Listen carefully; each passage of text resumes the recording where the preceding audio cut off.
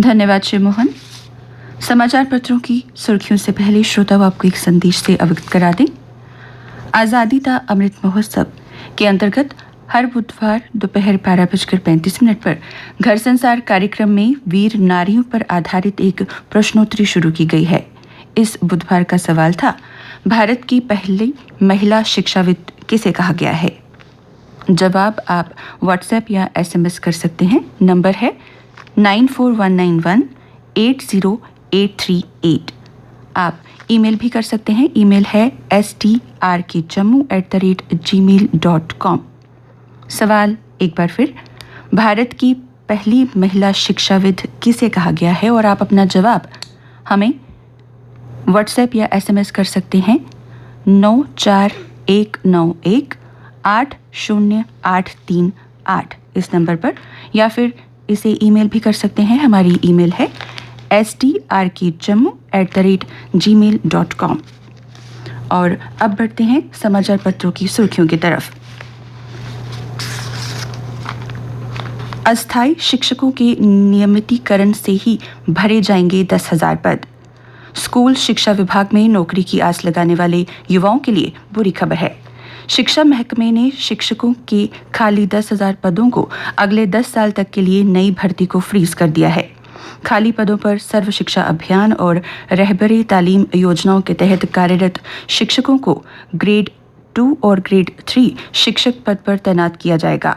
विभाग के एक उच्च पदस्थ अधिकारी ने बताया कि SSA और RTI के तहत भर्ती शिक्षकों को मंजूर पदों पर स्थायी रूप से भर्ती करने के लिए न्यायालय के आदेश है। इसके अलावा सरकार ने भी इस बाबत स्पष्ट निर्देश जारी किए हैं। हमारी जमीन पर कब्जे की कोशिश हुई तो देंगे मुंहतोड़ जवाब, कहा रक्षा मंत्री राजनाथ सिंह ने। चीन सीमा से सटे पिथौरागढ़ पहुंचे रक्षा मंत्री राजनाथ सिंह ने शनिवार को पाकिस्तान व चीन को सख्त संदेश दिया। उन्होंने कड़े शब्दों में कहा, पाकिस्तान आतंकवाद के जरिए भारत को परेशान करना छोड़ दे, वरना सीमा पार घुसकर उसे पहले की तरह करारा जवाब दिया जाएगा। भारत के पास सर्जिकल स्ट्राइक से लेकर एयर स्ट्राइक तक के विकल्प हैं। उन्होंने चीन का बगैर नाम लिए कहा, अगर कोई हमारी 1 इंच जमीन पर भी कब्जा करने की कोशिश करेगा तो मुंहतोड़ जवाब देंगे। कुलगाम में 2 घंटे चली मुठभेड़ के दौरान सुरक्षा बलों ने A+ श्रेणी के आतंकी हिजबुल मुजाहिदीन के जिला कमांडर मुदासिर अहमद वागी को मार गिराया। वह एक राजनीतिक कार्यकर्ता की हत्या में भी शामिल था। उसके पास से एक इसांस राइफल बरामद हुई है जो सुरक्षाकर्मी से लूटी गई थी। सुरक्षा बलों ने मुठभेड़ के दौरान स्कूली बच्चों समेत 60 लोगों को सुरक्षित निकाला। इस दौरान उन्हें पुलिस गाड़ियों में सुरक्षित ठिकाने तक पहुंचाया गया। पुलिस ने पुलवामा जिले में आतंकियों के एक स्लीपर सेल मॉड्यूल का भंडाफोड़ करते हुए लश्कर के 5 मददगारों को गिरफ्तार किया है। इनके पास से हथियार, गोला बारूद सहित आपत्तिजनक सामग्री बरामद की गई है। काकापोरा थाने में इनके खिलाफ मामला दर्ज किया गया है। केंद्रीय वित्त मंत्री निर्मला सीतारमण 23 नवंबर से जम्मू कश्मीर के 2 दिवसीय दौरे पर आएंगी। अनुच्छेद 370 की समाप्ति के बाद निर्मला सीतारमण का जम्मू कश्मीर में यह पहला दौरा होगा। आधिकारिक सूत्रों के अनुसार 23 नवंबर को निर्मला सीतारमण जम्मू पहुंचेंगी और अनुच्छेद 370 की समाप्ति और कोरोना काल में अर्थव्यवस्था की स्थिति की समीक्षा करेंगी। सीतारमण का कश्मीर घाटी में जाना भी प्रस्तावित है। वे उपराज्यपाल मनोज सिन्हा से मुलाकात करने के अलावा व्यापार और उद्योग जगत के प्रतिनिधिमंडलों से भी जम्मू हाट में मुलाकात करेंगी।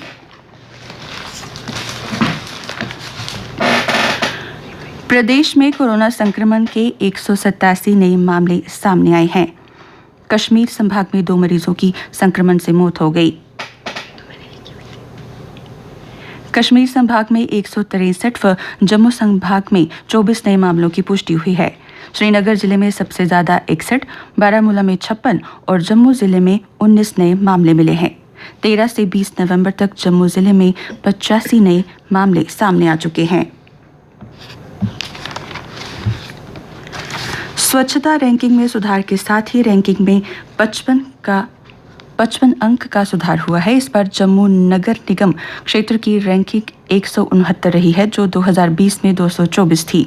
श्रीनगर शहर टॉप 50 में पहुंच गया है। पंजाब कांग्रेस के अध्यक्ष नवजोत सिंह सिद्धू शनिवार को पाकिस्तान के पीएम इमरान खान को बड़ा भाई बताकर फिर विवादों में गिर गए। 2 साल पहले इमरान के शपथ ग्रहण में पाकिस्तानी सेना प्रमुख कमर जावेद बाजवा को गले लगाकर सिद्धू विवादों में घिरे थे। बाजवा ने सिद्धू पर निशाना साधते हुए कहा, हिंदुत्व में बोको हरम देखने वाले कांग्रेस के नेता को अब इमरान खान में बड़ा भाई नजर आता है। और अब अन्य समाचारों के साथ मेरी सहयोगी रजनी दुबे।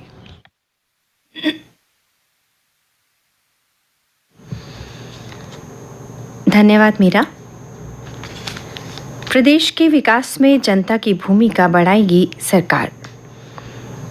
प्रदेश के विकास की प्रक्रिया में लोगों को शामिल करने के प्रयास के तहत उपराज्यपाल मनोज सिन्हा ने शनिवार को जनता की योजना जनता की भागीदारी अभियान को लॉन्च कर दिया है।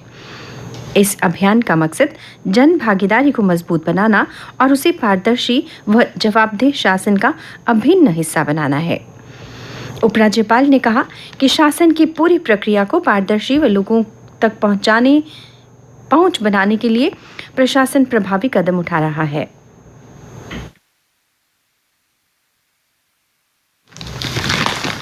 प्रधानमंत्री पैकेज के सभी कर्मचारियों को अगले साल मिल पाएंगे आवास।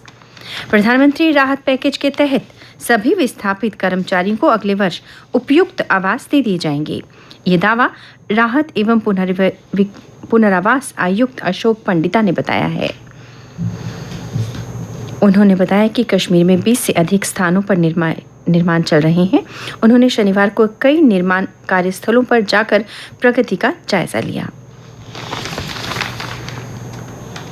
इस बार लंबा रहेगा सर्दी का मौसम, तापमान भी सताएगा।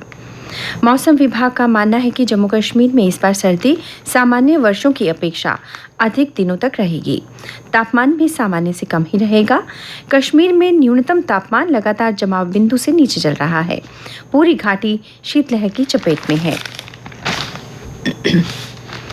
कश्मीर में 10वीं की बोर्ड परीक्षा शुरू। कड़ाके की ठंड और सख्त कोविड प्रोटोकॉल बीच कश्मीर में 10वीं कक्षा की बोर्ड परीक्षाएं शनिवार को शुरू हो गईं। परीक्षा में कश्मीर के 74,000 विद्यार्थी शामिल हो रहे हैं। जम्मू कश्मीर स्कूल शिक्षा बोर्ड ने 739 परीक्षा केंद्र बनाए हैं।